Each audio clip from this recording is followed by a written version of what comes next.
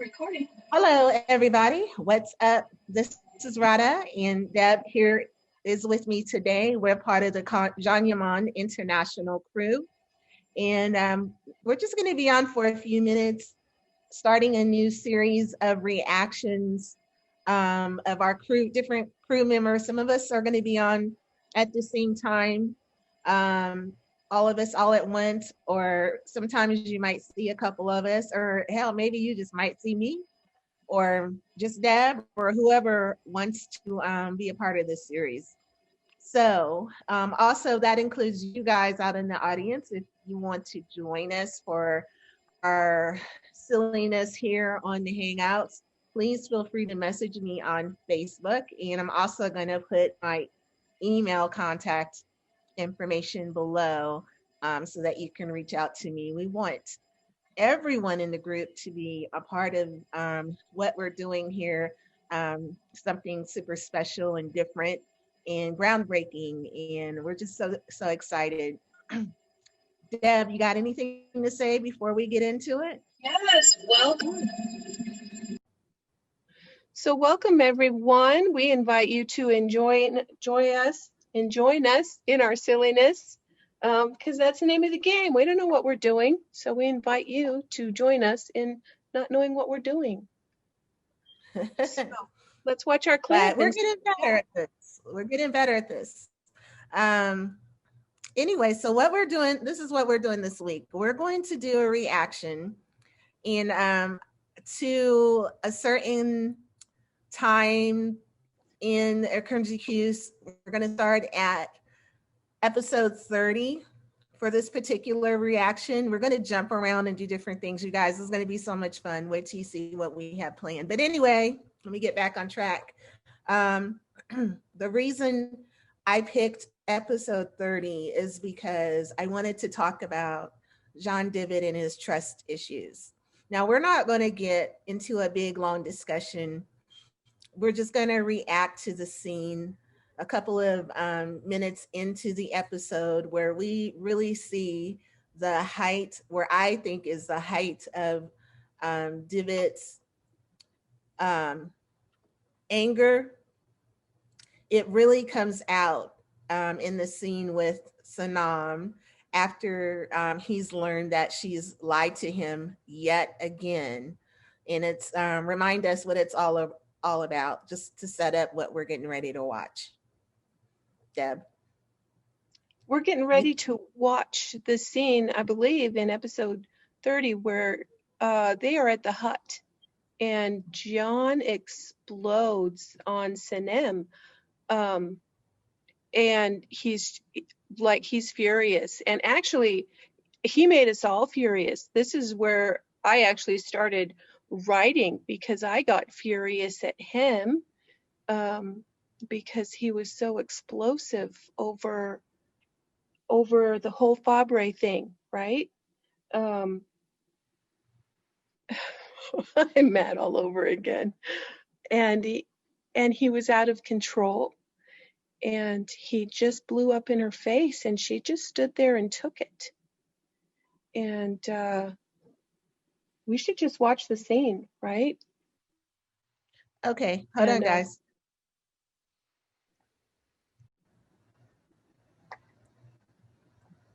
Okay, so here we go. You see it, Deb? Yeah, I see it. Okay. Dinliyorum. Ben seni aradım ama açmadın telefonunu. Açmadım, konuşacak durumda değilim. Anladım. Oh, that pollen. Meşgulün sanırım. Ha bir de. Dünyada en güvendiğim insanın benden gizli, sakın yapma dediğim halde Fabri denen o gidip kokusunu verdiğini, bana yalanlar söylediğini öğrendiğim için ben şaşkın ve özgür olmakla meşguldüm çünkü. Sen bize Polonyaca açıklama bekliyorsun ha, öyle mi Sanem? Ben öyle bir şey söylemedim. Ben seni merakla bırakmayayım, açıklamamı yine de yapayım. Polen buraya geldi, bana bir iş teklifinde bulundu. Londra'da çalıştıkları ajans bir fotoğrafçı arıyormuş. Böyle aylarca Balkanları dolaşacak. Hiçbir bağ yükü sorumlu olmayan bir fotoğrafçı. Okey mi, tamam mı senin için? İyi de biz bunu konuşamazsak çözemeyiz ki. Konuşursak çözebilir miyiz peki Sanem? Ha? Ben zannetmiyorum. Konuşursak da bence çözemeyiz problemlerimizi. En azından beni dinlemek zorundasın. Evet, kokumu verdim Fabri'ye. Evet, o koku benim için çok önemli. O adamın eline geçmesini istemiyorum dediğim halde verdin. İyi de sen tutukluydun. Ya ben bir şey yapmak zorundaydım. Şansımı denedim ve kabul etti. This is the part that got me when he grabbed her Yeah. head.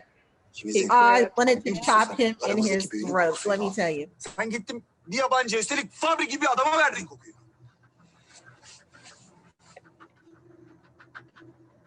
Sen bana güvenmedin Sanem. Ha? Sen aramızdaki büyüyü bozdun Sanem. Senin herkesten ne farkı kaldı? Can neler söylüyorsun? Benim Ben gerçeği söylüyorum, gerçeği söylüyorum. Sen her seferinde bir yalan buluyorsun, gidip o yalana sarılıyorsun. Sanem! Hangi gerekçeyle yaptığının ne önemi var ki Sanem? Ben seni seviyorum Can. Sen de beni seviyorsun. Biz birbirimizi seviyoruz. Eğer biz istersek her şeyin Öyle. üstesinden gelebiliriz. Biz Can. Biz deme Sanem, artık biz deme Sanem, artık biz deme. Biz diye bir şey yok artık Sanem.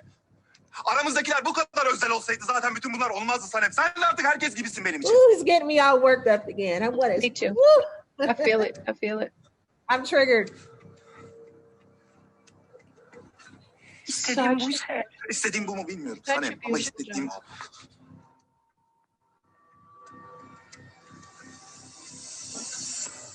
Oh, look at him. He just doesn't even know what he said.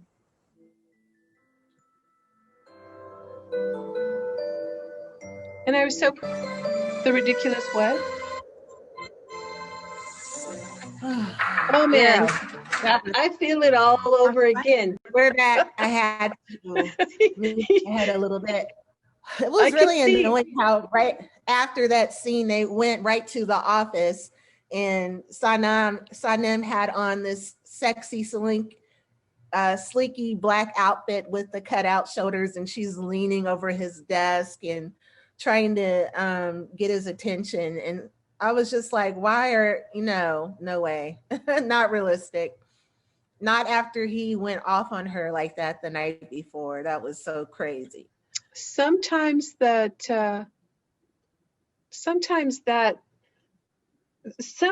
way they had her behave was so over the top that it was annoying. Like nobody in their right mind would behave that way. Although his response was kind of cool, like I remember him being just They mesmerized. teased us and baited us so much.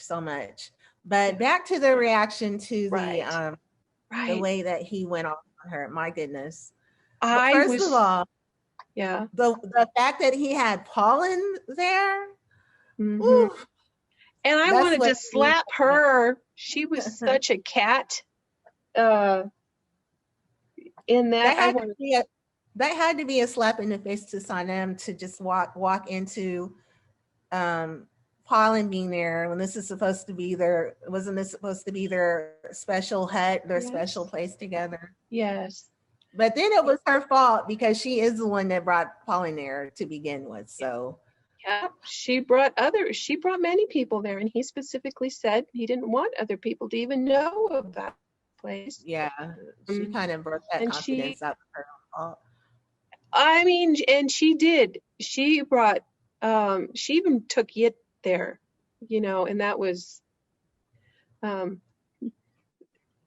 That was a big thing. She continually took people there, and Yit was the. Is that how you say his name? Yeet. Yeet. Yeet. Yeet. Yeet. To continually take people there when he specifically said not to was always a break in trust. But that's a whole nother subject. And No, that's actually, that is the subject. That is the subject. That his trust issues. right. And the fact that, I mean, there was really a lot more to, it wasn't like now I'm not defending him because it really pissed me off when people defended him after this episode. But what I wanted to say was there were a lot of factors that had led up to his exploding on her like that. Yes. And the big thing was he clearly has trust issues at this point. Yes. And he had stated over and over again that it was, lying was just something that he didn't tolerate. Right. So, And I think he said in this scene, "Didn't you trust me? Didn't you trust me enough?" So not only the fact that that he wanted to trust her, and he said that repeatedly over and over, but he also wanted her trust in him. And he said, "Didn't you trust me?" I'm sure that was part of this scene. He also wanted her to trust him, and it breaks him. It breaks him when the trust is broken, and it breaks him so deeply into his core every time that trust is broken, and he just can't handle it. And you can see it in this scene so clearly. He's so broken. Yeah.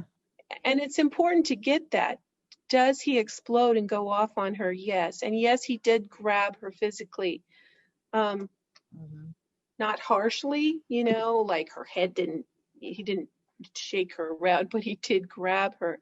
And so many writers I know, we exploded as an audience as well. And this is where I started writing. I believe you started writing at this point.